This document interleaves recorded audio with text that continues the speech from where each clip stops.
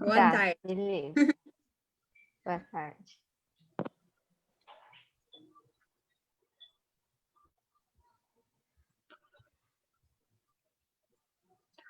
Eu compartilhei o link com a minha família. Tem alguns aqui entrando pedindo para entrar. Como é que faz isso? Eles entram? Eu já estou permitindo aqui, eu estou cuidando. Tá A gente legal, colocou sala de reunião, porque, tá né, às legal, vezes entra alguém meio assim. tá Mas, legal. bom, já estamos live, Marcela. Pode mandar ver.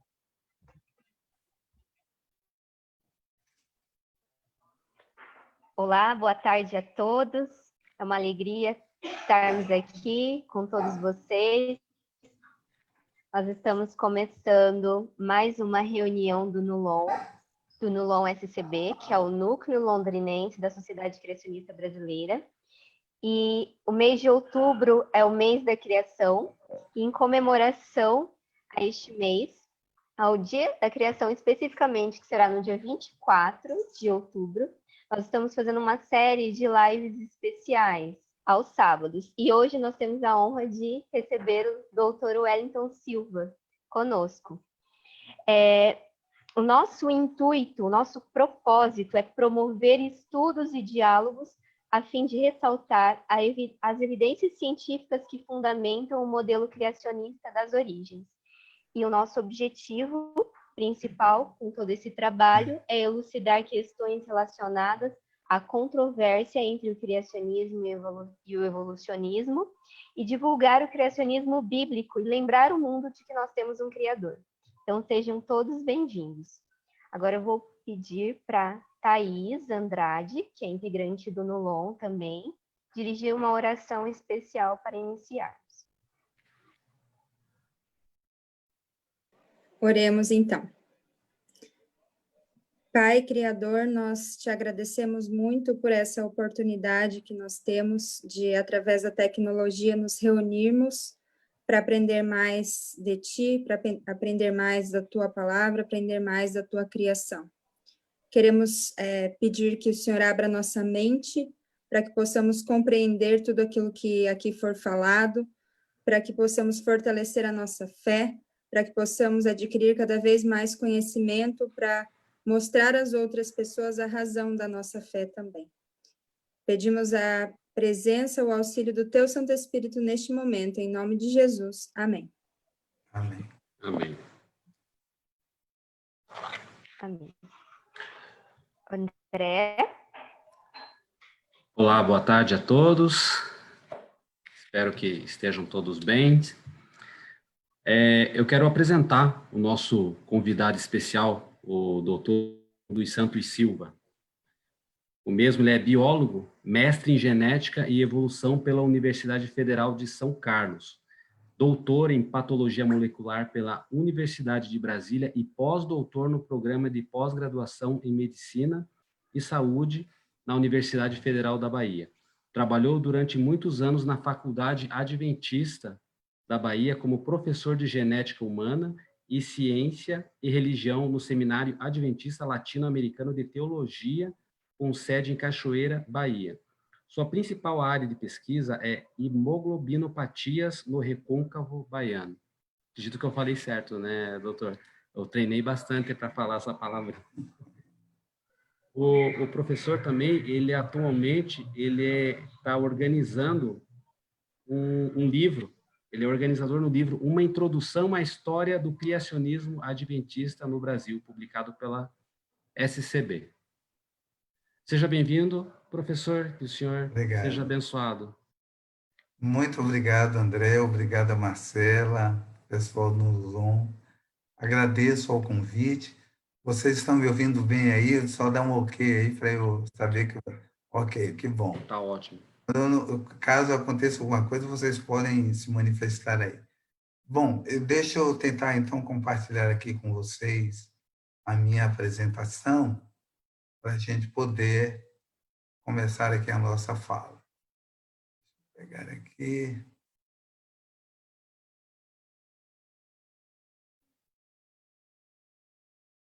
Espera só um pouquinho aqui, gente. Estou aprendendo a mexer nisso aqui, viu? Só um minutinho aqui que a gente vai...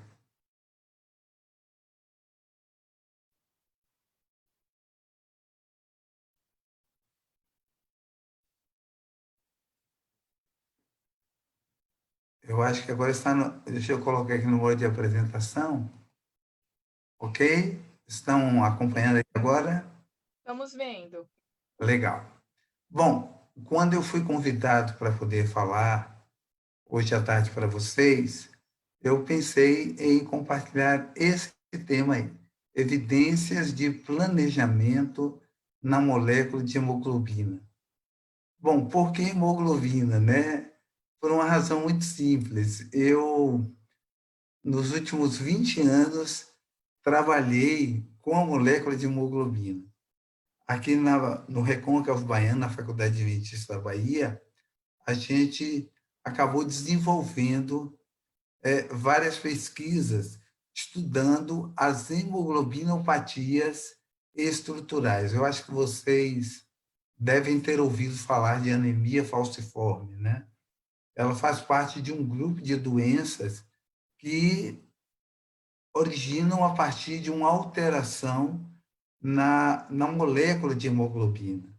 Então, a gente estudou, porque aqui no Recôncavo Baiano é uma população eminentemente africana ou afrodescendente.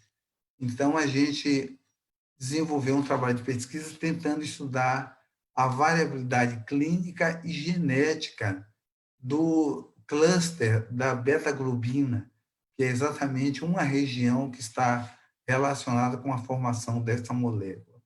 Então, a gente resolveu... Quando eu comecei a estudar isso, gente, eu comecei a ver muito planejamento, muito design inteligente. E eu queria compartilhar com vocês um pouco, né, desse conhecimento, né, que a gente acabou estudando e aprendendo, e também fazer alguns comentários sobre as principais ideias que estão relacionadas à evolução da hemoglobina. Então, vamos lá, deixa eu começar aqui. Vocês sabem que uma proteína ela tem 4 níveis de estrutura. Um primeiro nível, que é o que nós chamamos de estrutura primária, que é formado exatamente pela sequência de aminoácidos. Então, veja, existem 20 aminoácidos na natureza, e com esses 20 aminoácidos, eles podem formar, teoricamente, milhões de proteínas que existem nos seres vivos.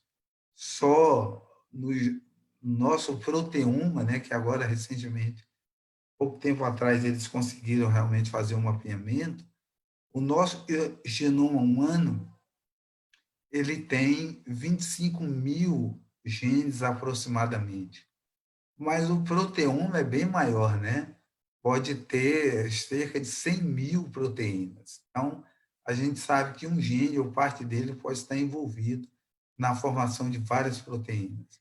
Então, esse primeiro nível é o nível que é determinado pela sequência de aminoácidos, que é exatamente a estrutura primária. Depois nós temos a estrutura secundária, que é determinada pela ligação de alguns aminoácidos que estão localizados próximos na cadeia. Então, eles conseguem fazer ligações e isso vai permitir um primeiro nível de dobramento da proteína. Existem 2 tipos básicos, né, de estrutura secundária. O nível secundário, nós temos uma helicoidal, que parece como é que se diz?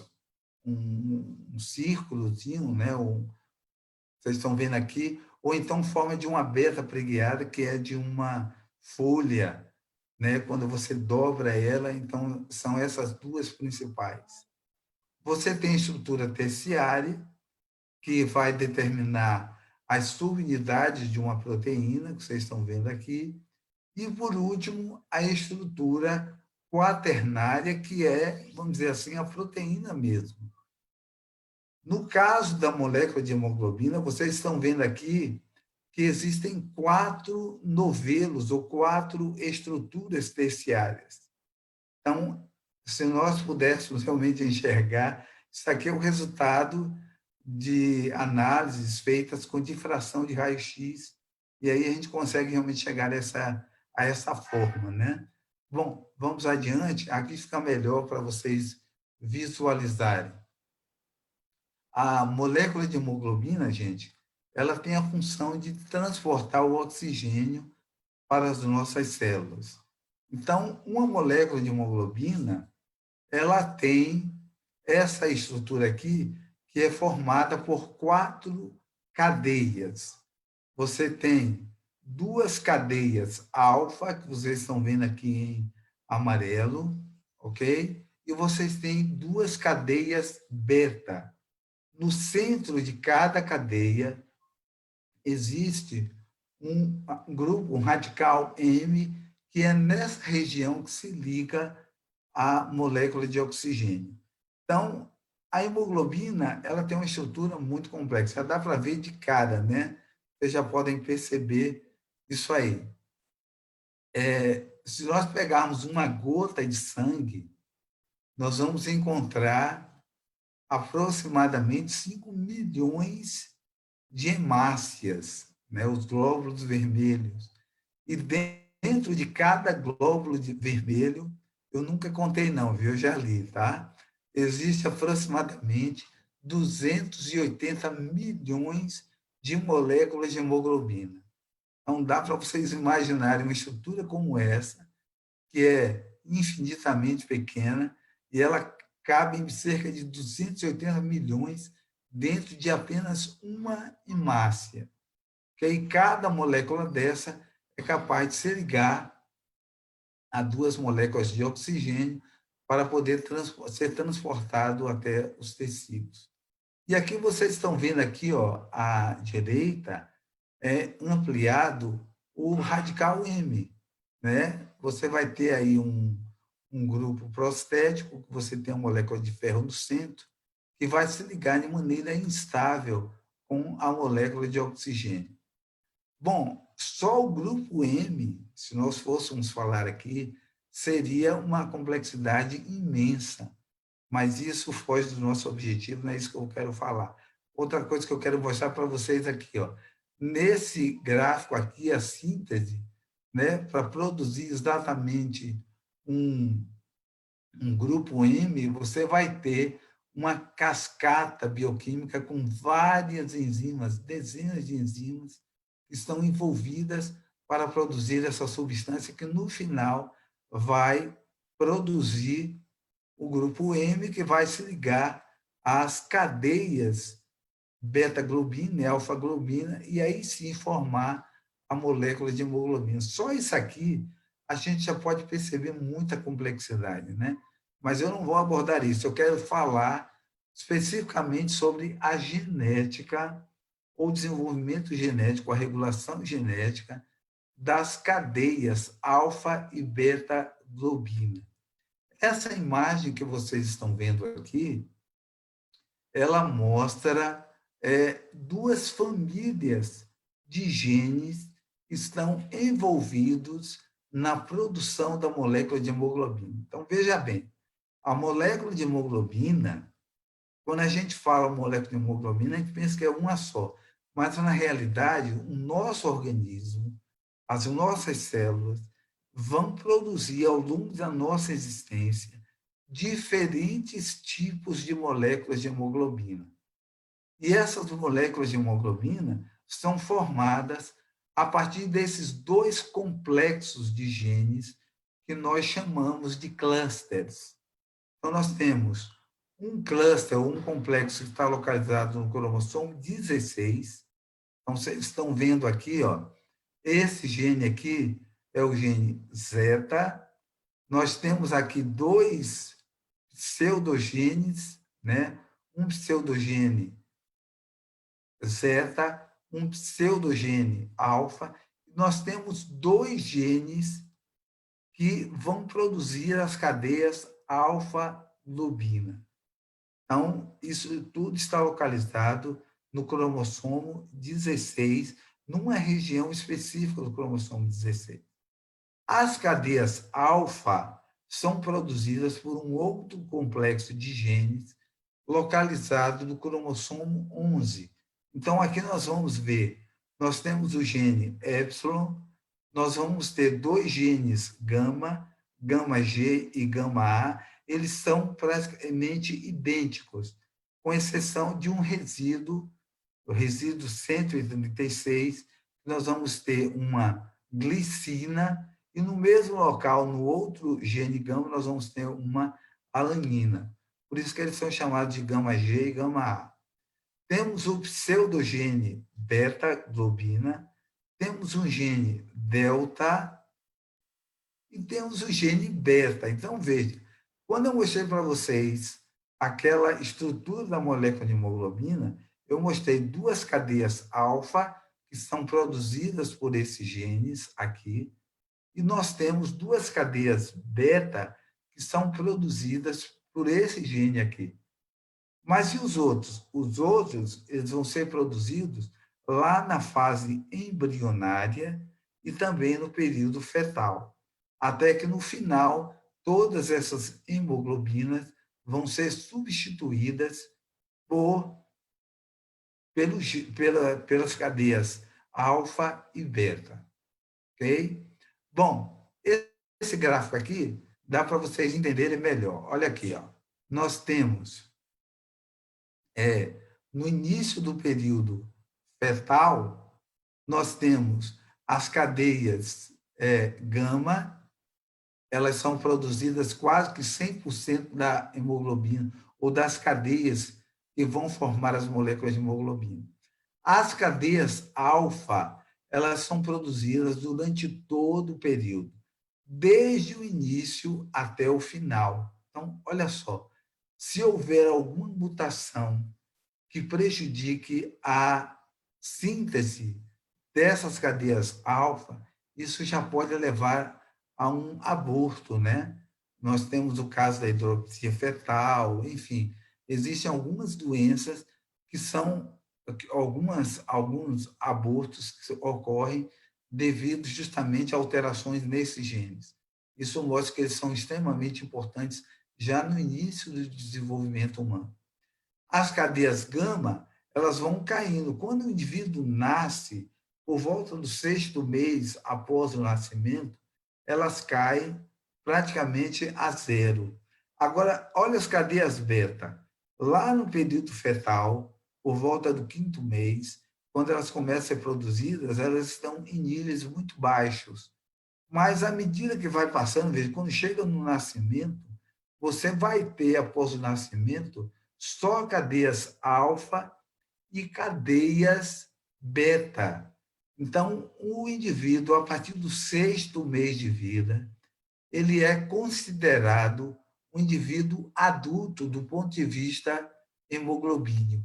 Então, vocês estão percebendo que é uma regulação altamente complexa e em cada fase do desenvolvimento nós vamos ter determinados genes que vão estar sendo expressos.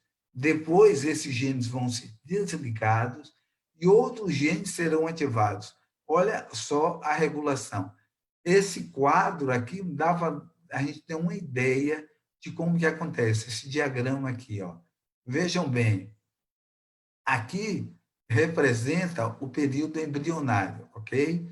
Então, aqui vocês estão vendo aqui os genes perdão, deixa eu ver aqui. Exatamente, o período embrionário, aqui é o período fetal e aqui o período adulto. Então, vocês estão vendo aqui, ó, os genes, as cadeias alfa, elas vão ser expressas já desde o início. E, no caso aqui, nós vamos ter um outro tipo, que é o gene zeta, que também vai ser expresso no período embrionário. Esse gene aqui, zeta, ele só funciona no período embrionário, ao passo que... Opa, deixa eu voltar aqui um pouquinho. Ao passo que, quando chega no período fetal, aí é a vez dos genes gama serem ativados. Então, os genes gama, juntamente com os genes alfa, e eles vão produzir essas hemoglobinas. Elas têm esses nomes aqui, hemoglobina fetal, Portland, mas não interessa aqui, é só vocês perceberem que em cada fase do desenvolvimento, nós vamos encontrar um tipo de hemoglobina sendo produzido, até que chega no nascimento e o indivíduo vai produzir a hemoglobina adulta, que tem 2 cadeias alfa e 2 cadeias beta, e a hemoglobina chamada de A2. Essa aqui é A1 e essa aqui é A2, só que ela tem uma percentagem muito baixa, que é algo em torno de 1%, até no máximo 2%. 98, 99% da hemoglobina do adulto, a partir do 6º mês de vida, é hemoglobina A. Gente, desculpa estar falando tudo isso, eu sei que está meio chato, mas só para vocês terem uma ideia da complexidade. Não dá para a gente falar de complexidade se a gente não falar desses detalhes que estão envolvidos na regulação. Isso aqui só da hemoglobina humana. Muito bem. Agora eu quero falar um pouquinho sobre os aspectos da evolução da hemoglobina. Antes da gente falar de alguns aspectos que apontam para o planejamento, eu quero falar um pouquinho sobre as teorias propostas para explicar a evolução da hemoglobina e tecer alguns comentários aqui sobre isso, tá bom? É importante a gente ver isso aqui. Muito bem. Aqui à esquerda, vocês estão vendo aqui uma árvore, né, chamada de árvore filogenética, que mostra a história evolutiva dos genes da globina.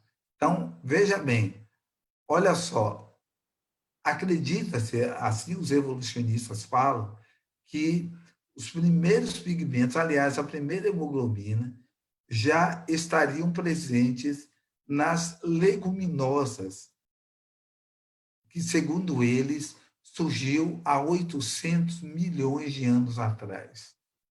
Aí é chamada de leg-hemoglobina, ok?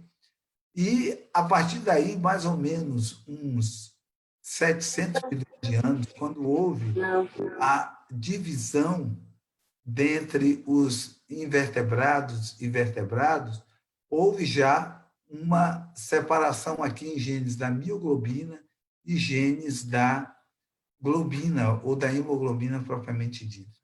Então, olha só que coisa interessante, eles enquadram isso aqui dentro da estrutura, dentro do gradualismo darwiniano, aquela ideia de uma árvore, para poder mostrar a relação que existe. Você vai encontrar vários pigmentos em todos os animais e plantas também. E em cada um nós vamos ter uma função específica, ok?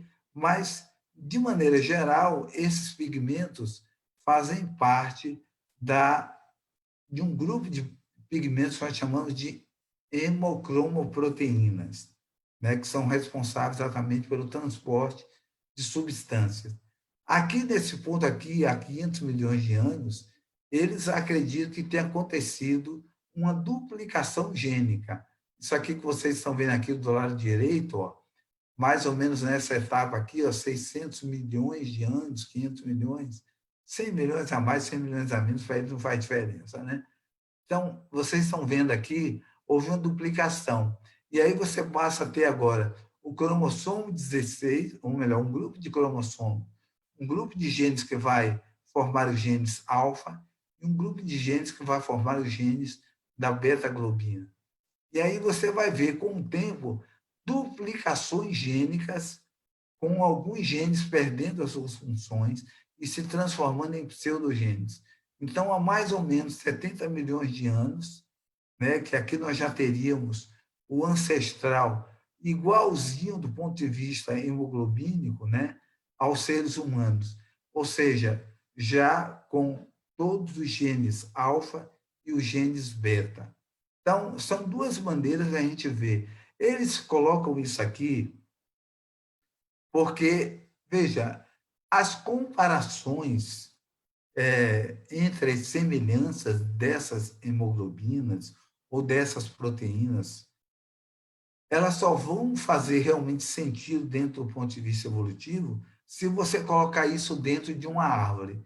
É aquela ideia que Darwin apresentou no seu livro, né? A ideia da evolução para ele é como uma árvore. Mas veja bem, gente, essas semelhanças, elas nem sempre indicam parentesco. Elas podem indicar um planejamento ou um propósito para uma função específica. É isso que tem que ficar claro aqui, e mais adiante eu vou continuar falando um pouquinho sobre isso, né? Bom, olha aqui, ó, eles fazem uma relação dizendo que os genes da mioglobina, houve um ancestral, né? Ainda assim, um vertebrado, um cordado, melhor dizendo, né? Que ainda não teria mandíbula. A gente nunca viu, nunca vai ver esse ancestral. Segundo eles, a partir desse ancestral, você teria uma separação dos genes da mioglobina e os genes beta-globina e alfa-globina. Por quê? Nós vamos ver que, geralmente, os genes da mioglobina, eles têm apenas uma única cadeia, cerca de 150 aminoácidos. E a diferença da mioglobina para a hemoglobina é que a mioglobina ela fica no músculo e ela recebe o oxigênio da molécula de hemoglobina e fica armazenado lá para quando for utilizado. Já a molécula de hemoglobina, nós vamos encontrar 4 subunidades. Então, eles estão mostrando aqui apenas uma subunidade, né, da molécula de hemoglobina e mostrando a semelhança que existe com a molécula de mioglobina. Mas lembre-se que a molécula de hemoglobina é muito mais complexa e ela tem uma regulação gênica muito mais complicada, muito mais complexa do que a regulação da mioglobina. Bom, outra coisa aqui, outro argumento que eles apresentam, é a comparação quando você vê a molécula de hemoglobina nas diferentes espécies. Veja só, aqui nós temos no topo, vocês podem acompanhar aqui, o homem, depois vem a baleia, o pato, o ganso, a galinha, o pombo, o crocodilo, o jacaré, a tartaruga, peixe, zebra, salmão e salamandra. Veja, eles foram colocados aqui dentro de uma sequência, né? Veja, o mais simples aqui, o menos complexo seria a salamandra, e você teria aqui no topo o homem. Agora, note bem, ó, o que está pintado de vermelho representa uma semelhança de 100%. É tudo igual, vocês estão vendo aqui, ó. Ok? O que está em azul, 80%. E o que está em verde, a cor verde, representa 60%. Bom, se a gente perceber e colocar isso dentro de um cladograma ou de uma matriz, nós vamos ver que, à medida que nós vamos seguindo aqui, da salamandra até o homem, nós vamos ver que as diferenças elas tendem a aumentar quando nós comparamos a sequência de aminoácidos. Então, nós vamos encontrar entre o homem e a baleia uma homologia, esse é o termo que eles usam, para poder explicar as semelhanças que existem quando nós comparamos a hemoglobina do homem e da baleia. Mas quando nós comparamos, por exemplo, do homem com a salamandra, nós vamos ver que a diferença é bem maior quando nós comparamos o homem com o pombo ou o crocodilo. Então, à medida que a gente vai subindo, esse daqui é um exemplo que eu quero realmente destacar e mostrar que ele realmente se enquadra dentro da explicação evolucionista. Se a gente entender que as semelhanças indicam um parentesco, ok? Mas a gente precisa entender o seguinte, que quando a gente compara outras moléculas, nós não vamos perceber essa sequência, essa gradação de diferenças. Nós vamos ver árvores ou matrizes totalmente diferentes dessa que a molécula de hemoglobina mostra. Então, eles pegam os exemplos clássicos do citocromo C, da hemoglobina, para mostrar que é uma prova da evolução. Bem, eu não vou dizer que isso daqui se enquadra dentro do modelo evolucionista, né? Ele se enquadra, mas eu entendo que essas semelhanças, elas indicam muito mais uma função que é desempenhada, né, de forma semelhante, né, o mesmo trabalho, do que o parentesco propriamente dito. Então, eu quero realmente destacar isso. Existem, gente, quando você vai montar árvores moleculares levando ou DNA, ou RNA, ou proteínas, vocês vão encontrar muitos genes, nós chamamos de genes parálogos. O que é parálogos? Imagine duas espécies que não são, vamos dizer assim, relacionadas, não existe parentesco evolutivo entre elas. E aí o que vai acontecer? Nós vamos ver que há semelhanças muito grandes. Aí qual é a explicação que os evolucionistas dão? É a de que houve pressões seletivas semelhantes para esses dois organismos. Então, veja, nós vamos encontrar na natureza semelhanças que podem ter significado evolutivo para eles, que são as homologias. Nós vamos encontrar semelhanças que para eles não têm significado. Agora, eu pergunto para vocês, vocês que estão me ouvindo, qual é o critério que eu uso para dizer que uma determinada sequência é homóloga ou análoga? Ou seja, que ela surgiu em um grupo monofilético ou ela surgiu por evolução convergente, seleção natural, atuando em duas espécies, assim como as asas dos insetos e as asas das aves. Tem nada a ver uma coisa com a outra, mas eles falam que houve pressões seletivas semelhantes. Então, veja, a minha opinião, sinceramente, é de que não existe nenhum critério objetivo para você diferenciar uma homologia de uma analogia. E quando nós vamos analisar dados moleculares, a coisa fica muito mais complicada, gente. É muito mais complicada. Porque nós vamos ter várias árvores que nós vamos deduzir, inferir, e nós nem sempre sabemos. E há muitas homoplasias, muitas letrinhas ou muitas semelhanças nessas sequências que não são de um ancestral comum, ok? Então, eu particularmente acho que essas semelhanças elas são muito mais relacionadas à função, ao trabalho desempenhado, do que necessariamente um parentesco. Então, semelhança, para mim, não é, nem sempre pode significar parentesco. Bom, um outro aspecto que eu queria falar para vocês aqui sobre a evolução da molécula de hemoglobina é a questão dos pseudogenes. Eu mostrei para vocês antes lá os pseudogenes, pseudogene alfa, pseudogene beta. Eu me lembro que alguns anos atrás, eu vou contar uma história que aconteceu comigo, uma história real, tá?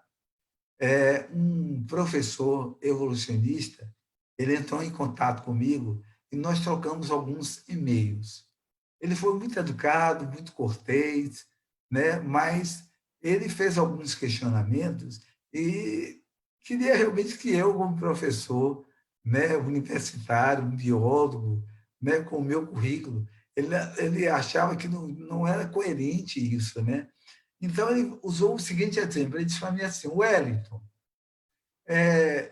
imagine você pega o cluster da beta-globina do chimpanzé e do ser humano e você vai ver que o chimpanzé tem um pseudogene beta e o homem também tem o mesmo pseudogene beta. Durante muito tempo, a gente aprendeu que os pseudogenes eram genes que surgiram por duplicação gênica e que acabaram sendo material, né, matéria-prima para que a seleção natural pudesse levar à evolução de outros genes. Só que esse pseudogene beta, até agora, não se descobriu uma função para eles, ou até recentemente, né? Aí ele fez a seguinte pergunta para mim: Wellington, se o Criador fosse cometer um erro, imagine que ele criou o macaco e colocou lá esse pseudogênio. Ele agora criou o homem, ele vai cometer o mesmo erro 2 vezes? Olha, gente, eu confesso a vocês que eu não quis responder a ele, porque eu não tinha uma explicação, vamos dizer assim, científica, empírica, que pudesse realmente apoiar a minha ideia. Qual era a minha ideia? Eu entendo que o pseudogene, se ele está aí, é porque ele tem alguma função. Só que eu não tinha condições de falar isso para ele na época. Isso tem uns 10 anos. Hoje, a gente já tem uma enciclopédia do nosso genoma que é chamada de ENCODE. Ou seja, eles conseguiram já determinar a função de cada sequência do nosso genoma. E sabe qual foi a explicação disso? Eles chegaram à conclusão que os pseudogenes, eles são totalmente funcionais. Eu vou repetir isso, porque é possível que você tenha aprendido isso e não teve a oportunidade de corrigir esse conhecimento. Hoje a gente sabe que os pseudogenes, eles são totalmente funcionais. Eles têm função, e muitos deles estão envolvidos vamos dizer assim, na arquitetura do nosso genoma. Na arquitetura do nosso genoma. Então, hoje, se eu pudesse falar com ele, eu mostraria alguns artigos, ele ia falar isso para vocês. Do ponto de vista criacionista, a gente sabe que tudo que está ali tem uma função. E mesmo se eu pensasse como um evolucionista, imagine vocês, teve uma duplicação gênica aqui, ó. Houve uma duplicação aqui, ok? E aí você tem um pseudogene clássico aqui, né? Como é que a seleção natural, que quase sempre é uma seleção purificadora, impediria que ocorressem mutações no gene funcional e não iria permitir nenhum tipo de alteração no gene, no pseudogene? Não faz sentido isso. Tá? Eu vou repetir isso aqui, porque eu acho que isso aqui é importante. Quando a gente vê uma duplicação gênica e a seleção purificadora preservando um gene, como é que ela permite que um outro pseudogene que não tem função nenhuma naquele momento fique ali preservado para que há milhões de anos acontecerem mutações que sejam benéficas? Não faz sentido isso, né? Então, hoje, esse conceito, essa definição de pseudogene já está bem, vamos dizer assim, desatualizada. Bom, o último aspecto que eu quero falar para vocês aqui é exatamente sobre a anemia falciforme. Vocês estão vendo aqui as letrinhas que formam o gene da cadeia beta, ok? Aqui vai formar a hemoglobina normal e aqui vai formar a hemoglobina mutante. Eu acho que houve um probleminha aqui, quando eu coloquei no PowerPoint aqui, eu acho que o programa acabou tirando uma letrinha aqui que tenha uma cor diferente que eu tinha sinalizado para mostrar uma diferença. Se você comparar essas duas sequências, elas são idênticas, exceto numa letra, onde aqui você tem um A, aqui você vai ter um T. E aí o que vai acontecer? Isso faz com que ocorra o surgimento de uma hemoglobina mutante, que é conhecida como a hemoglobina S. Essa letrinha, gente, é capaz de levar essa alteração aqui. Ó. Aqui é a hemácia normal, ok? Aqui é a hemácia com aquela hemoglobina mutante. É a hemoglobina falciforme, que leva a hemácia em formato de foice. Veja, por causa de uma mudança de uma letrinha no nosso DNA, você tem uma alteração na forma da célula, isso vai levar a uma série de alterações. A troca de um aminoácido leva à troca, a mudança de uma hemoglobina, que vai levar ao surgimento de hemácias falciformes, ok? As hemácias falciformes, elas vão gerar fraqueza, aumento da quantidade da medula óssea, vai levar a um desenvolvimento físico retardado, funções mentais diminuídas, pneumonias, insuficiência cardíaca, paralisia, insuficiência renal, esplenomegalia e dor abdominal. Tudo isso forma uma doença genética, uma anemia hemolítico crônica, que nós chamamos de anemia falciforme. Os evolucionistas usam isso como um argumento a favor da evolução. E eu quero comentar um pouco isso aqui também. Olha isso aqui, ó. Isso aqui eu tirei de um livro de evolução. Vocês estão vendo aqui, por volta de 1900 na década de 1950, 1960, vários estudos foram feitos e eles pegaram lá na África pessoas que tinham anemia falciforme e pessoas que não tinham anemia falciforme. Olha só o número de casos de infecções graves por malária em pessoas que tinham a anemia falciforme ou que tinham traço falciforme. O número era bem menor do que o número de pessoas que tinham hemoglobina normal. Você faz um teste estatístico aqui, você vai perceber que essas diferenças não são por acaso. Então, existe alguma coisa que está selecionando essa mutação, ou melhor, selecionando os indivíduos que são heterozigotos. Pela primeira vez na história, 50, 60 anos atrás, eles conseguiram demonstrar em populações naturais humanas que a seleção natural ela atua. Então, naquela época, tinha até criacionistas que questionavam a existência da seleção natural. A seleção natural ela existe, tá? E aqui está o primeiro exemplo demonstrado em populações naturais humanas de que a seleção natural ela ocorre. Agora, qual é a explicação que eu dou para isso como criacionista? Todas essas mudanças aqui, gente, elas estão dentro do campo da microevolução. Ou seja, o que nós temos aqui é uma mudança que leva a uma perda de complexidade. As duas hemoglobinas são iguais, certo? E elas podem realmente funcionar. Só que essa daqui, a direita, ela vai funcionar melhor quando estiver num ambiente onde existe a malária. A malária é o fator seletivo que acaba selecionando o alelo mutante, porque ele acaba sendo vantajoso, porque no lugar onde tem malária, pessoas que têm um desses genes, um gene mutante, acaba levando vantagem sobre aqueles que não têm nenhum.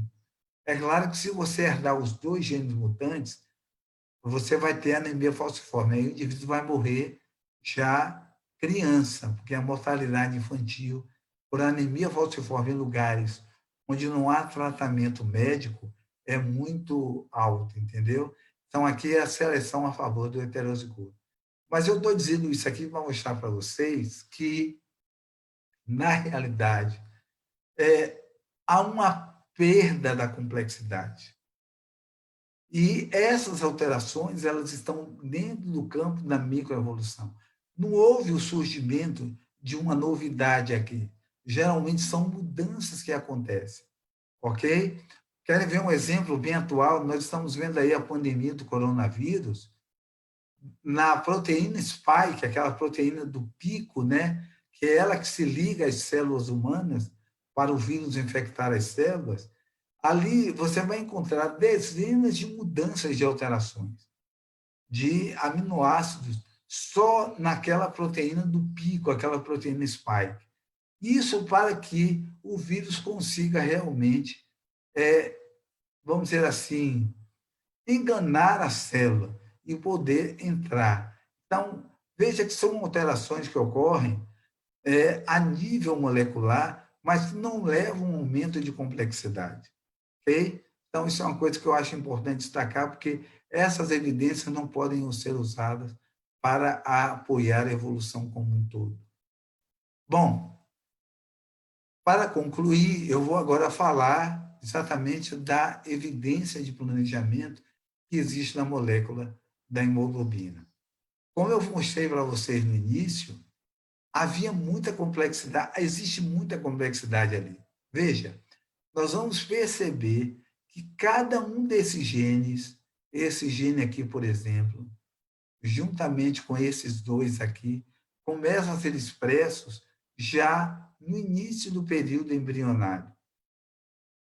Poucas semanas depois, esse gene é desligado, e aí você vai ter agora esse gene aqui começa a ser expresso, com esse daqui. Depois do período fetal, nós vamos ter esses genes sendo expressos, com mais esses genes aqui. Olha só a regulação altamente complexa em cada fase do desenvolvimento. Aí você vai ter, no final do período de desenvolvimento, no nascimento, né, esses dois genes sendo expressos e apenas esse aqui. Os outros todos foram desligados. Eu vejo aí uma evidência de planejamento, de design, ok? Por que eu estou falando isso? Olha, se a gente pegar, por exemplo, a hemoglobina fetal, que é formada por esses genes aqui, ó, gama G e gama A, e os genes alfa, essa hemoglobina fetal, ela se liga muito mais fortemente ao oxigênio do que a hemoglobina que é formada por esses genes aqui, a hemoglobina A1. Vocês estão percebendo? Então, veja, é justamente numa fase de desenvolvimento que a gente mais necessita de oxigênio. O Criador provê uma hemoglobina que tem muito maior afinidade com o oxigênio, porque é nessa fase que a gente mais necessita. Então, a gente percebe isso. E outra coisa, eu quero ler para vocês exatamente esse texto aqui, essas duas lâminas, para mostrar aqueles que defendem o design inteligente, existe uma expressão, um termo bastante conhecido que é chamado de complexidade especificada. O que quer dizer complexidade especificada? É aquela complexidade, aquela sequência, né, ou aquela proteína, ou aquela enzima, que exibe uma complexidade cheia de padrões, ok? Padrões que não são contingenciais, ok? A probabilidade condicional, ela pode explicar muito bem isso, ok? Aliás, ela é contingencial, mas ela não significa que ela aconteça unicamente. Ela pode acontecer dentre tantas formas. Então, a complexidade especificada da molécula de hemoglobina é evidenciada pela sequência de aminoácidos das cadeias alfa e beta. Eu peguei só as cadeias alfa e beta. Para formar tais cadeias, os aminoácidos específicos têm de ser escolhidos de 20 possibilidades. Existem 20 aminoácidos, ok? Então, aqui nós temos, para cada posição, 1 sobre 20. Os aminoácidos também são encontrados na natureza sob duas formas. Os aminoácidos L, levógenos, e os aminoácidos D.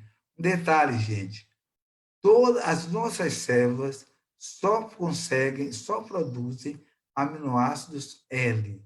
Então, se nós formos admitir, por acaso, que nas experiências em laboratório, o homem consegue isso, reproduzir sempre misturas racêmicas. Metade é L e metade é D. Mas as células humanas só produzem L.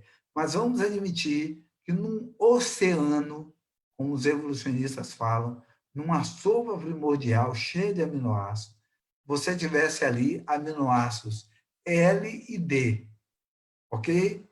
Então, já seria 1 sobre 2, né? E eles têm de formar uma ligação peptídica, que os aminoácidos podem fazer outros tipos de ligações. E aí vão produzir outras coisas que nós chamamos de proteinóides. Então, note que nós vamos ter aqui a probabilidade de 1/20, olha só, 1/20, de termos em cada posição um aminoácido específico.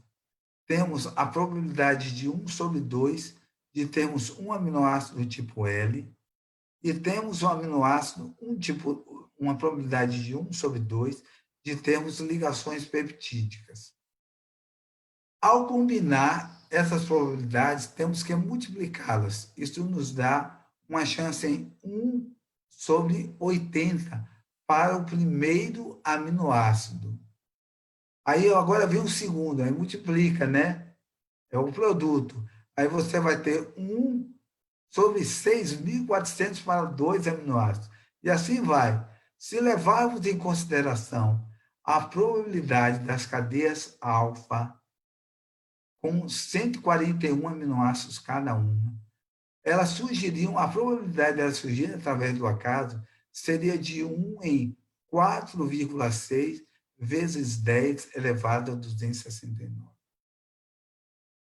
Ou seja, na realidade, a probabilidade é essa aqui, ó, 4,6 vezes 10 elevado a menos 269. E as cadeias beta-globina? Cada uma tem 146 aminoácidos. Então, a probabilidade seria de 1 em 1,4 vezes 10 elevado a 278. Existe um proponente, um teórico de design inteligente, William Dembski, ele fala que qualquer coisa na natureza que ocorra com uma probabilidade menor do que 10 elevado a 150 não pode ser considerado ao acaso. E esses números aqui estão muito abaixo, muito abaixo. Eu me lembro uma vez, quando eu era jovem, um deputado aqui da Bahia, chamado João Alves, ele acabou realmente sendo preso porque ele acertava toda semana na loteria. Vocês sabem quais são as chances de uma pessoa acertar na loteria, né? Agora, imagine uma pessoa ganhando na loteria toda semana durante anos. Aí ele falou assim, é que Deus me ajudou. Aí ele passou a ser chamado de João de Deus, né? Porque ele achava que a probabilidade estaria a favor dele. Gente, não existe isso, ok? Nós vamos ver que uma simples molécula de hemoglobina, para ela surgir por acaso, é uma probabilidade infinitamente pequena, tão pequena que dificilmente ela poderia existir pelo acaso. Bom, pessoal, eu falei demais, viu? Eu acho que já está bom. Se alguém quiser aí fazer alguma pergunta, estou à disposição. Isso. Então, agora é o momento da gente iniciar a nossa interação. Eu sei que é um tema que, para quem não é da área das biológicas, é um pouco complexo, mas tudo bem, não tem problema. Mas se alguém quiser fazer alguma consideração, alguma pergunta para o Dr. Wellington, a gente pode aproveitar esse tempinho agora para isso.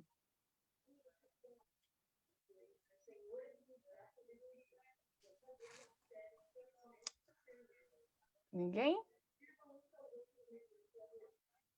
O André. Ah, André, manda ver. Eu vou me atrever, doutor. A minha área é direito, mas eu gostaria só... Eu sei que não... a questão, doutor, digamos, o 8º dia. Você sabe da questão da circuncisão. Sei que não é, digamos, tá ligado mais à questão das plaquetas. Né? Mas o 8º dia é um dia, digamos, já ouviu dizer, né? Sobre que seja o dia mais favorável pela questão, digamos, da questão da circuncisão. O 8º dia ser o dia mais favorável. Tem alguma relação, doutor? André, me desculpa, viu? Mas eu vou ficar te devendo, não sei nada disso. Eu não sei. Se alguém puder ajudar, fica à vontade. Estou fora. Não sei se o senhor já ouviu isso já, doutor, em alguma... Para ser sincero, eu nunca fui circuncidado, talvez se eu fosse um Nem dia, eu, doutor. eu saberia. Ok, quem sabe a gente pode depois ver isso e em Eu alguma vou reunião a ver isso gente aí cita, depois. né? Se eu encontrar alguma coisa, depois eu compartilho com você. Ok, tá ótimo. Mais Obrigado, alguém? doutor. Mais alguém quer fazer alguma consideração? Posso fazer uma pergunta? Sim, Paulo. Oi, Maura, tudo bom? Tudo bom? Bom ter você aqui com a gente. O prazer é meu. Eu sempre estou escondido às vezes, né? Mas Sim. agora estou com a minha cara aí de... Uhum. Mas, quer dizer, uma cara de brincadeira, né? Essa aí, uma imagem de um filme que eu gostava. Queria fazer uma pergunta. Você não acha que os primeiros... Não existe uma tendência entre os seres humanos, entre o ciclo de alimentação ser... por exemplo, em vez de diário, semanal, nos primeiros, entendeu? E teria um organismo, quer dizer, metabolismo mais desacelerado para viver mais tempo, por exemplo.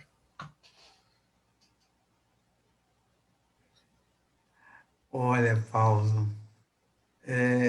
eu também não vou... Rapaz, a pergunta é muito difícil para mim, viu? Eu vou ficar te devendo também, eu não sei como que era o metabolismo, né? É possível que o metabolismo fosse bem diferente do que é o nosso hoje, eu não sei. É possível, né? E se nós olharmos o nosso genoma, nós vamos ver mecanismos epigenéticos que alteram em muito o metabolismo das células, ok? E isso está relacionado ao estilo de vida, a gente sabe disso. Agora, eu não posso atribuir isso, tudo isso, essas diferenças do homem pré-diluviano, do homem antes do pecado, ou até mesmo pré-diluviano para o homem moderno.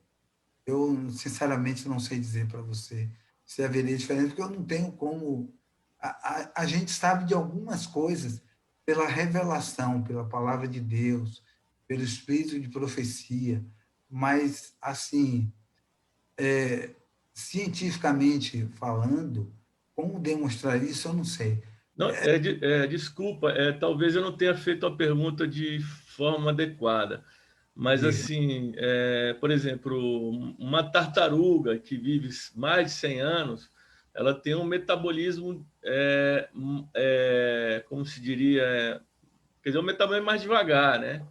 Come menos. Alguns animais comem menos, têm um metabolismo mais devagar Você e vivem está mais. você tá perguntando isso em relação à molécula de hemoglobina?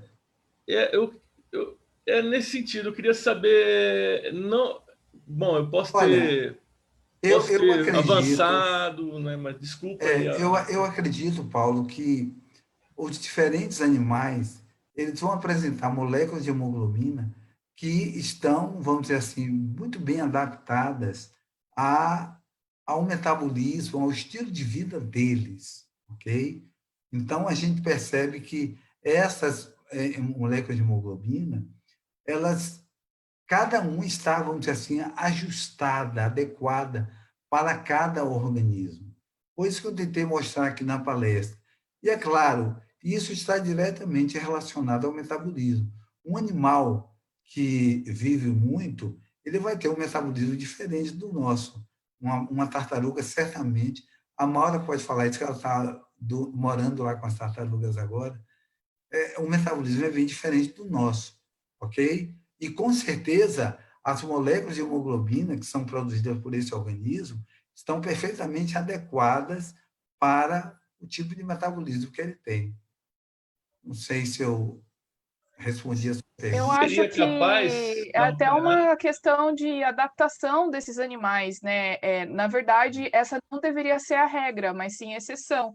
Então, quando as tartarugas, a gente sabe, e aí pelas histórias, né, e também pelos estudos de que essas tartarugas elas podem ficar de 6 meses a 1 ano sem precisar beber água nem comer nada, é um recurso que elas têm adaptativo para poder sobreviver, mas não algo que elas fazem no seu ambiente natural, né? Então, eu acho que também não tem como a gente pegar e extrapolar isso para os seres humanos, porque são dois organismos completamente diferentes, né? Diga, Paulo. Não, é mais um estudo comparado entre as espécies, né? Porque todos têm a essência, né? O RNA e o DNA, né? Então, assim, de repente, se há uma possibilidade de haver uma alteração muito grande no metabolismo das moléculas e tudo mais, para se há essa possibilidade, uma alteração grande, não pequena, mas grande. Olha, eu vou dizer uma coisa para você. A gente já está fugindo um pouco aqui, mas está relacionado com o que você falou. A gente costuma olhar só para aquela sequência linear, aquela sequência unidirecional, quando a gente compara o DNA ou o RNA de diferentes espécies. Só que a gente se esquece, Paulo, que a informação que é codificada ou decodificada no nosso genoma, ela não está apenas na sequência unidirecional. Você vai encontrar várias sequências ali, que nós chamamos de palíndromes, que você tem uma informação não de trás para frente, mas de frente para trás, de cima para baixo, de baixo para cima.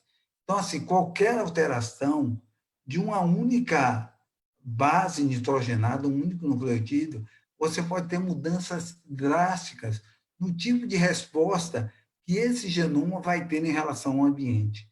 Então, não olhe só para a comparação, porque você pode, muitas vezes, encontrar muito mais diferenças entre organismos que apresentam sequências idênticas para uma determinada região do genoma do que semelhanças, entendeu?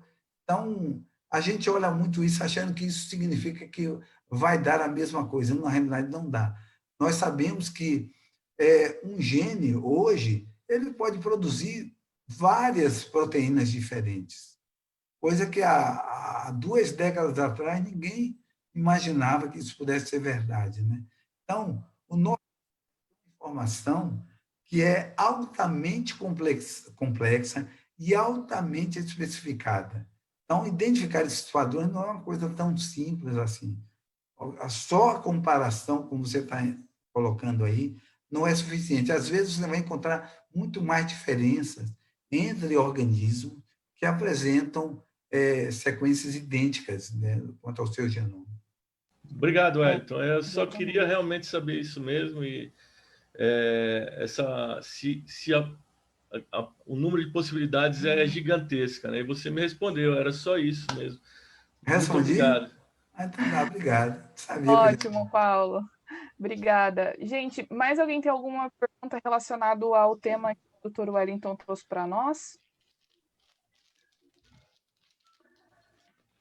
Professor Wellington, eu tenho. Sim.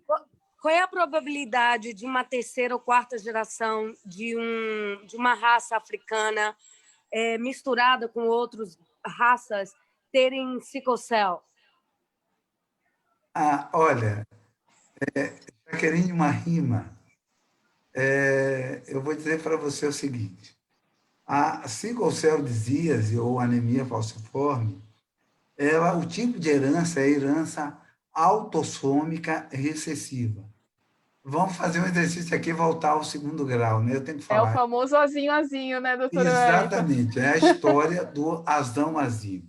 Então, imagine, Jaqueline Marrima, você é azão azinho e o seu esposo é azão azinho. Você e ele não têm sickle cell disease, mas vocês têm a mutação. E vocês têm 25% de chances de passar para cada um dos filhos de vocês, cada gestação, esse gene. E imagine que o filho de vocês, ele vai ter 100% de chances de ter anemia falciforme, ok? Agora, se você é azão azinho e o seu marido é azão azão, vocês não vão ter filho nenhum com anemia falciforme. O máximo que vocês podem ter é filhos azão azão, iguais ao seu marido, e azão iguais a você. Só pode nascer com sicoceldíase se a criança receber do pai e da mãe a mesma mutação, ok? Uma vez eu fui chamado aqui numa cidade aqui, eu já vi alguns casos desses aqui. Eu fiz a eletroforese de hemoglobina de uma criança, ela tinha feito o teste do pezinho e mostrou que ela tinha anemia falciforme. Aí a mãe era traço e o pai era AA. Imagine, a mãe azinho e o pai azão. Como é que a criança nasceu azinho? Casos de família, esse problema, hein, doutor Wellington? Não, aí eu chamei a enfermeira, expliquei para ela e disse assim, olha, conversa com a mãe, explica para ela a situação, que não vai dar para explicar isso para vocês.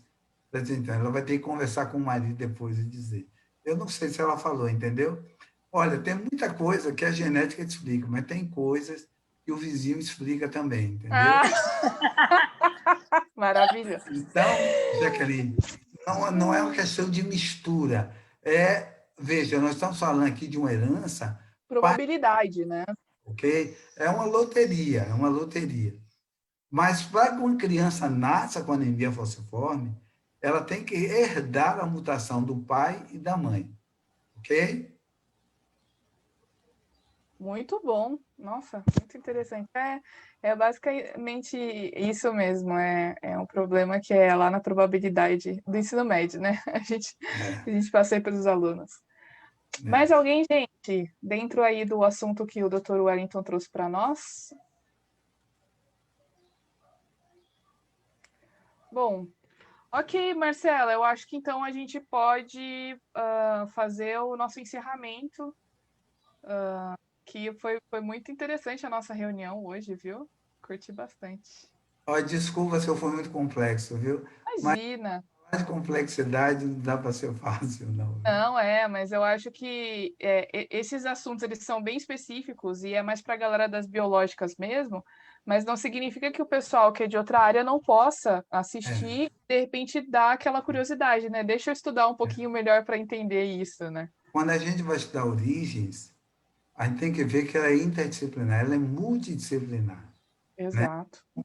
Tem espaço do criacionismo para as ciências humanas, para as ciências comportamentais, né? Não é só para as ciências físicas e naturais, não, entendeu? Tem espaço para o filósofo. Os evolucionistas, eles estão anos-luz à nossa frente por isso, porque você vê todo mundo ganhando dinheiro para poder escrever sobre um assunto e cada um dá a sua contribuição. Enquanto que o universo criacionista são poucos especialistas, né? A gente precisa ter mais gente aí, uma galera aí altamente envolvida aí para poder estar dando a sua contribuição. Mas já melhorou muito, viu? Há 37 anos atrás, quando eu comecei a estudar esse assunto, eu digo para vocês, era difícil encontrar uma literatura em português, né? A maioria de vocês aqui não eram nem nascidos nessa época, né? Mas para vocês, né? Eu fico feliz de hoje ver essa rapaziada, essa galera aí, essa juventude aí trabalhando aí, fazendo trabalho bonito para a honra e glória de Deus. Amém. E obrigado pelo convite. Muito obrigada, professor. Nós que agradecemos a honra de tê-lo conosco. O senhor é uma inspiração para todos nós. Obrigado. Muito obrigada. Pessoal, agradeço também a participação de todos vocês que estiveram presentes aqui conosco, também dos nossos ouvintes que estão assistindo online pelo Facebook, ou que vão assistir depois, ouvir essa palestra depois no YouTube, no canal de podcast. E nós convidamos a todos para estarem conosco também no sábado que vem. Sábado que vem o tema será DNA, Eva mitocondrial, tá? Legal. Com a doutora Rogéria Ventura. Legal. Então é isso aí, muito obrigada. Até a próxima. Tchau, até a próxima. O senhor está convidado a estar conosco também, tá, professor? Claro, vai ser um prazer. Tchau.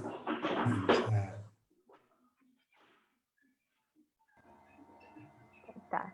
Tchau, gente. Obrigada. Pera, vocês viram, eu deixei uma mensagem aí no bate-papo que eu ia comentar após encerrar.